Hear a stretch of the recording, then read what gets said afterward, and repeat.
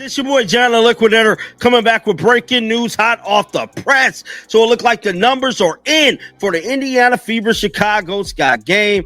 And I'm telling you right now, it's box office. God. 1,000 viewers, becoming the most viewed WNBA game on ION this season, despite Caitlin Clark's absence. The Caitlin Clark effect continues even when she's not on the court, folks. If you thought Caitlin Clark's last game was crazy, wait until you see what she did. She and the Indiana Fever recently broke yet another viewership record. Not literally, but somewhere an old television Nielsen box just exploded from shock. This isn't just basketball anymore. It's Caitlin Clark's world, and we're all binge-watching it. Grandmas are watching Cats, and presumably aliens are watching too. Stay put. Telling you right now, it did not stop the fans from wanting to watch this. I told y'all what it was. Long as we got to do is keep supporting the team, Caitlin Clark will be back in no time. Just as long as we make sure things stay on the up and up, everything's going to remain on the up and up. And now since we got Ari McDonald out there balling like it's no tomorrow, she's even more entertaining to watch anyways as of right now. She's giving life to the Indiana Fever fan base. So shout out to Ari McDonald in drawing this viewership. That's who I'm putting the numbers on. I'm telling you right now, without Caitlin Clark being there, people can say what they want. People wanted to see Ari McDonald ball out. This leads us to the craziness of Skyverse. Fever, a game that transported players to a new dimension and broke records. 1. Take in the fact that there were 9 million viewers. That's more people than a Marvel premiere and unquestionably more than whatever rerun of NCIS your uncle is watching. This was no longer a basketball game. Rather, it was a full-fledged television sensation that unintentionally became more popular than half of daytime cable. Somewhere, a network executive suddenly realized they had missed the opportunity to air this during prime time and spilled coffee on themselves. It is kind of crazy, but the Indiana Fever just drew 2 million viewers without Caitlin Clark. That is mental. That is absolutely mental. Like, that is legitimately something that I did not think was going to happen. This was obviously a national TV game. This was a big game. Even without it, it's a big game. And I feel bad for... Let's not pretend that Angel Reed didn't notice. She obviously did, and if there was a red carpet for viewers, she would already be walking it in sunglasses and saying that she created it. In her universe, 1.9 million people watched her. She occasionally has side eyes that could melt a steel beam, along with lashes and blocks. Please include her as the co-star in Angel's Netflix special. Caitlin Clark. 1.9 million viewers for the Indiana Fever vs. Chicago Sky game Saturday on CBS. Again, Caitlin Clark missed due to injury. It's the third most watched WNBA game of the 2025 season. The Fever vs. Sky opened at 2.7 million and Fever vs. Liberty 2.2 million. And I'm telling you right now, guess who got the most views? The Indiana Fever. Hands down, the Indiana Fever got more views than any other damn team in the league. Telling you, bro, this team is single-handedly holding this thing. The delusion is strong yet somehow endearing. Don't tell Angel that she'll publish a TikTok describing how she solved the X, Y, and complete alphabet soup, since she's probably out there on Instagram performing celebration math and drawing arrows to the rating charts like she's solving for X easily. Raised stock values by appearing. While the rest of the squad is on Dark Souls, Caitlin is simply out there doing her thing, draining logo threes as if she were playing on beginner mode. She doesn't even blink when she breaks records anymore. It's just another Tuesday. Fever are playing. It does not matter who the Fever are playing, they're getting big viewership.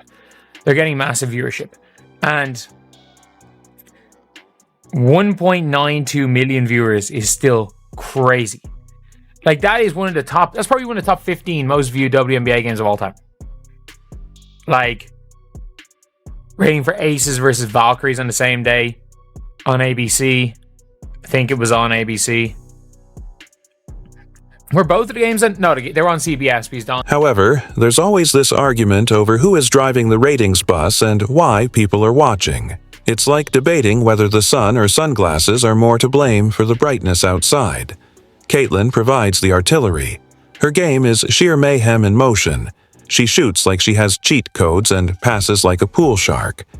Angel, on the other hand, brings the drama, flair, and reality show spirit of someone who would definitely flip a table in a reunion episode. People study her and review footage of her performances as if they were assignments. Angel may be bringing the conversation, but Caitlyn's the person who wrote the syllabus. And let's face it, the 1.9 million viewers came for the possible fireworks, not to witness a few rebounds and a stare-down. The overtly acrid undertones of the birds. Despite having professional salaries, the rivalry has just enough pettiness to feel like high school. It's hot and cinematic. Angel knows how to market a moment. She has the presence of someone who enters a room as though it were already hers. It's like a soap opera in basketball, but with better jump shots and fewer amnesia plot lines. Bro, check out some of these comments, man. Let's check out some of these comments. But guys, I'm telling you right now, 1.9 million views without Caitlyn Clark is exceptionally well. Exceptionally well, man. Exceptionally well. I can't even lie. I can't even make this up, bro. I can't even lie. Somebody said we'll see the numbers in 2 days for ESPN game tonight for Liberty versus Sky. Bro, like, we already know. So, Caitlyn, like, we already know they're not going to have any views, bro. Caitlyn Clark is still there. People will show up just to watch her on the sidelines. They don't care. The way she celebrates a block as if she just saved a village from a dragon is iconic. Loud and highly clickable, and the drama is delicious. Slow motion clips are going viral, like courtroom evidence, and Twitter detectives are zooming in on every glare. Is it a beef? Is it just competition? Or is it the sequel to Mean Girls set on hardwood? Who cares? The internet is consuming it. With a spoon. And let's not forget that this rivalry is doing exactly what women's basketball needed to break through the echo chamber. It's not just sports fans who are watching.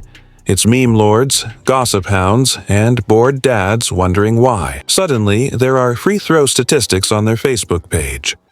So, when's the next Caitlyn game? It's now a question even your coworker, who believes that a layup is something you do while on a hammock, is asking, and although Angel could be scoffing at anyone who doesn't give her all the credit for the increase in numbers, the truth is that the ratings are a spectacle rather than merely a collection of scores or statistics. The drama typically found during royal weddings and influencer splits, the emotion, the side glances, the unsaid tension. Angel is the scene stealer, throwing glitter into the air and shouting, "You're welcome to the audience," while Caitlyn is the reluctant lead who only wanted to hoop. Ended up tweeting out this statement, man. Check this out. Every seat filled. Oh my goodness. Every seat. No open seat. Are you kidding me? My goodness, man. Gamebridge was electric in today's home opener. Now you know. Oh man, that now you know is hitting harder than any flagrant foul on Caitlyn Clark last year. My goodness, man. Nah, man, but for real, this is amazing. This is really amazing, man. Now, I think the Valkyries did. However, the irony views increase every time someone says it's not about Caitlyn. It's almost as if the more they try to minimize her influence, the bigger she gets. She's like Beetlejuice in basketball. After you say her name 3 times, the arena sells out and your grandma is live tweeting the layup lines. Angel is not wholly incorrect. She plays a crucial role in the drama because, after all, what would a hero be without a rival? There should be some tension in the air at a sold-out arena since the two players' relationship is what authors envision. There are 2 distinct styles, 2 very different energies, and a public that is always picking sides, such as between Team Jacob and Team Edward. Once more, but this time it's about blocks and buckets rather than depressing stares and werewolves. So yes, 9 million people watched, some for Caitlyn, some for Angel, and most for the lovely chaos that breaks out when they share the court. Perhaps this is the true secret here. When these two clash, The game transcends beyond being a game and becomes a spectacle that must be seen. The TV executive who authorized this broadcast is sitting in a pile of confetti in the background whispering, "Run it back," as a drama with bounce passes a highlight reel put together with pure attitude. See where it was on because everything says watch on League Pass. But it was obviously on TV. It says here, sorry, it was on CBS. So it had only 300k viewers less than Fever versus Liberty. And that is a mental one. That is actually a mental one. Like, it doesn't really, like, the Fever and Sky is a rivalry people seem to want to watch. Genuinely, it's a rivalry people seem to want to watch. And it's a rivalry people, people care about. You see here, obviously ahead of it, Annie Costable wrote about the history. And look, it's not even about the history. It's not about history. It's because of the storylines. It's because of the drama. It's because of all The actual kicker is right here. The audience didn't trickle in. Instead, they flooded in like Black Friday shoppers sensing discounted flat screens because that's what happens when you become her. Caitlin Clark didn't even play in that game. She was benched, resting, chilling, possibly drinking electrolytes and solving quantum physics problems on the sidelines for fun. Don't worry, Angel Reese has a PowerPoint ready to explain how the 1.9 million viewers tuned in, especially to watch her jog up. It seems that Caitlin's aura alone produces a rise in Nielsen ratings and unplanned audience roars. The court and successfully score 4 points. In her mind, those 4 points weren't just points, they were cultural moments, milestones, earthquakes, and history. It didn't matter that her shooting percentage in that game looked like a haunted house tour, which is horrifying and full of poor choices. 4, as in the number of fingers you hold up when you're trying to be dramatic about how many fries someone took from your plate, and 2 rebounds are essentially just enough stat lines to prove she was present and not a cardboard cutout. The truth remains that she was discovered by the camera. The lights remained on, and she posed as though the scoreboard wasn't intentionally hiding her whole presence. Continue to fly high on the ratings when it comes to cable TV. Did this most recent meeting get them?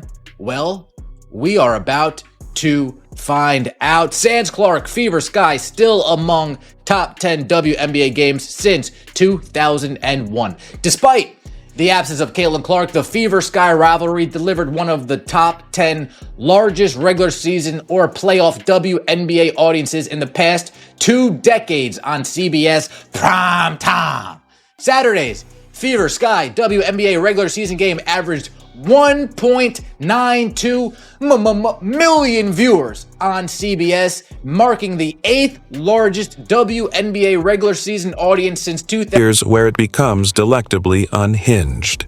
Even though the WNBA is experiencing record-breaking attendance, games are selling out, merchandise is flying off the shelves, people are learning team names for the first time, and Caitlin Clark might be napping during the warm-up. The Fever could still display a scarecrow in her jersey, and half of the audience would still be watching live and tweeting. Queenly conduct. In the meantime, Angel is out there on Twitter, fighting for her life and defending 4 points as if they were platinum trophies, giving her all throughout a press tour.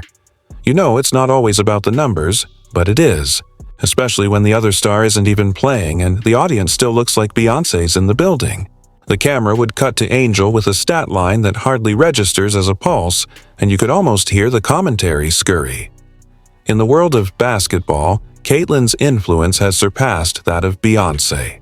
The ratings continue to break records. As she breathes close to an arena, tickets sell. She blinks and people purchase jerseys even though she doesn't play.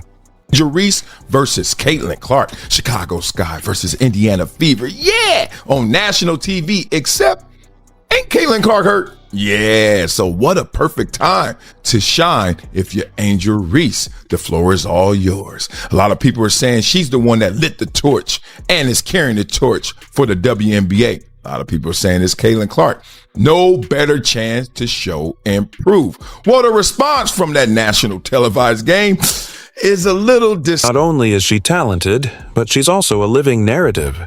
Every time she takes the court or doesn't, something changes.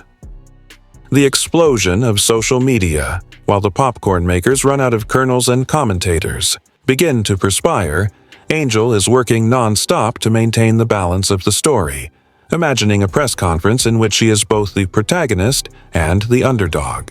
Don't get it twisted, Angel has such charisma that she could probably sell ice to an Eskimo or, at the very least, talk ESPN into a 12-minute montage of her tying her shoes. Caitlin Clark is the reason why individuals continue to look. The headline is about her. The plot twist, the main character, and the theme music keep the league spinning even when she's not playing. Angel may be in the same galaxy as Caitlin, but the illusion endures because she refuses to blink and keeps up her quest to prove that she is the needle mover. The 4 points she scored were symbolic and spiritual points, and her hustle alone brought in 1 million viewers somewhere in the universe. Reese came out and had a 12-rebound, 4-point, 2-assist game in the absence of Caitlin Clark tonight. Angel, they're not coming for you. They're coming to watch the prodigal son or daughter, Caitlin Clark. So as the Indiana Fever beat the Chicago Sky by 29 points without Caitlin Clark, I asked the EBT community, do y'all have eyes? While this degree of conviction may be ridiculous, it's still admirable. It's like witnessing someone attempt to push a parked automobile uphill with their pinky and yell, "See, I told you I moved it." The true kicker is that Angel is sweating and hamming it up for the cameras while Caitlin is parked across town, sipping a protein shake and unintentionally creating 3 times as much buzz simply by being there. Fans aren't holding back anymore. Some are boldly declaring that watching Caitlin Clark sit on the bench is more exciting than watching Angel Reese actually play. All it takes is being the one where 1.9 million people watched a game that she didn't even touch, and Angel still acted like she brought them there with 4 points and an Instagram filter. They know the difference between a star and someone trying to cosplay as one. Would you say the ceiling is for Caitlin year 2? Yeah. I mean, what ceiling? What did Michael? I always like to quote Michael Jordan in these moments. The ceiling is the roof. Yeah. Yeah, she was incredible last year. Learned a lot about the league, so she's just probably going to add not necessarily anything to her game. I know she worked out in the off season and talks about her strength and wanting to get more physical, but it's the experience part that as you get older in this league starts to show itself combined with the skill. So she knows the league now, and so that's dangerous. She's surrounded by a ton of talent. They did really well in free agency, but yeah, it's her second year, so it'll be fun to see like what adjustment. And to be honest, they might be right.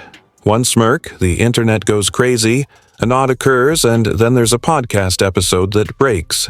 It down frame by frame while Angel is on the court giving us full minutes of effort, and Caitlin on the sidelines is providing more entertainment value than half the league's highlight reels. She's over there in warm-ups, hair tied back and occasionally chewing gum like she's planning world dominance, and the crowd is captivated. Not all the statistics, though Caitlin's courtside aura is drawing more attention than fast breaks. It's as if she emits this magnetic field of relevance every time the camera pans to her sitting in the third seat with her legs crossed and whispering something to a teammate. It feels like a teaser trailer for something big. It's as if she's in a completely different game, one where the scoreboard exists only to test her confidence.